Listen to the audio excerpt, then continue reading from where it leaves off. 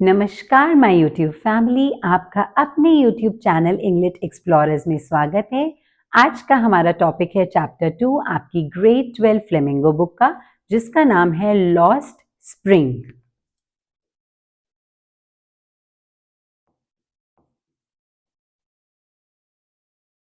इस चैप्टर को लिखा है हमारी इंडियन ऑथर, हमारी जर्नलिस्ट, हमारी कॉलमिस्ट अनीस जंग ने, और ये एक नॉन फिक्शन है।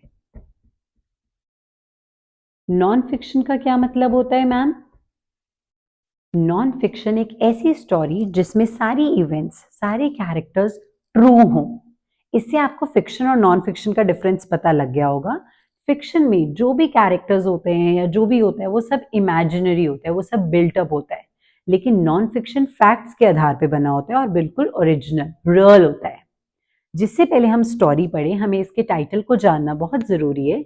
बहुत बार बोर्ड एग्जामिनेशन में टाइटल से ही क्वेश्चन पूछा गया है। अगर आपसे पूछूं स्प्रिंग क्या है तो आप फटाफट से कहेंगे सीजन। बात भी ठीक है, एक ऐसा सीजन जब सब कुछ ब्लूम करता है, हमारे सोए हुए एनिमल्स और इंसेक्ट्स भी जाग जाते हैं, है ना? एक ऐसा टाइम जहां हमें ग्रोथ ही ग्रोथ दिखाई देती है।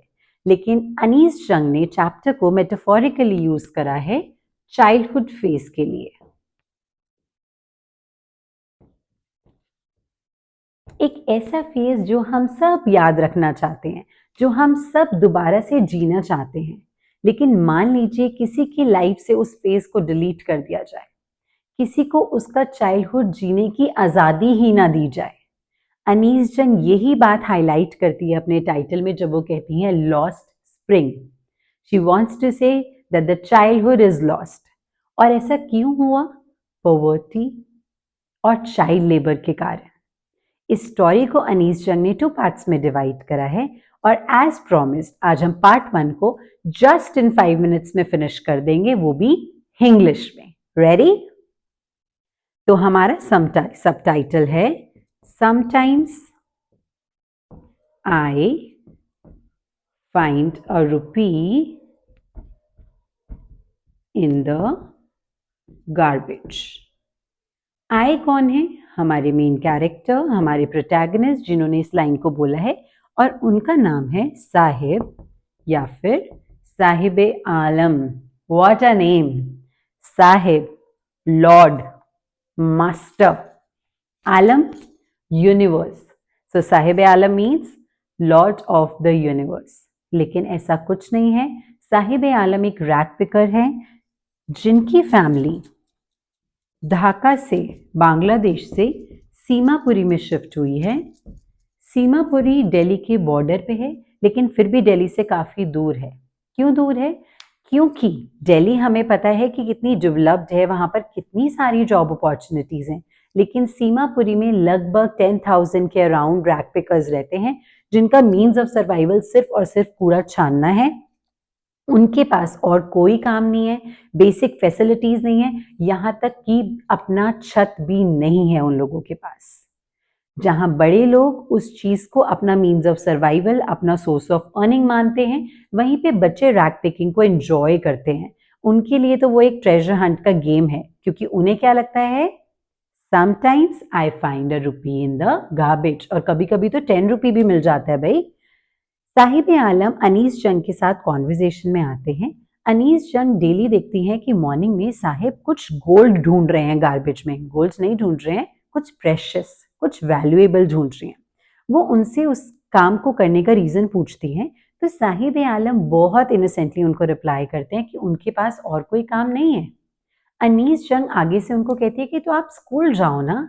साहिब आलम कहते हैं आसपास तो स्कूल ही नहीं है।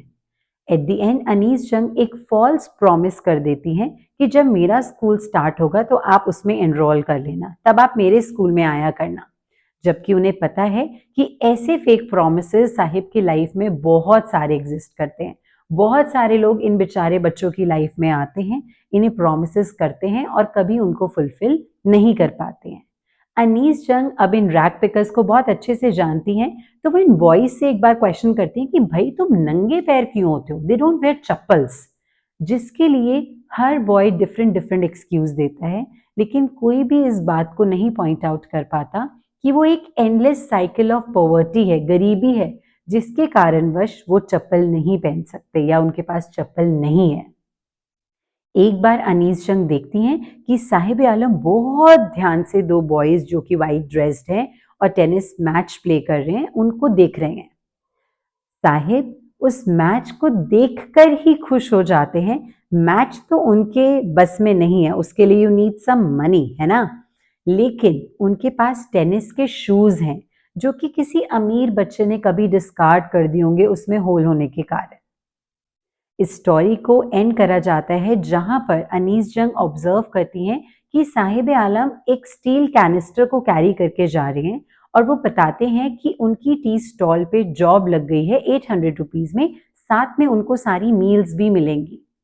ये सुन के अनीस जंग बिल्कुल खुश नहीं होती। इनफैक्ट वो सैड हो जाती हैं, वो डिसहार्टन हो जाती हैं, क्योंकि वो जानती हैं कि ये जो रिप्लेसमेंट हुआ है इस प्लास्टिक बैग का इस स्टील कैनिस्टर से, ये साहिब पे बहुत भारी पड़ने वाला है।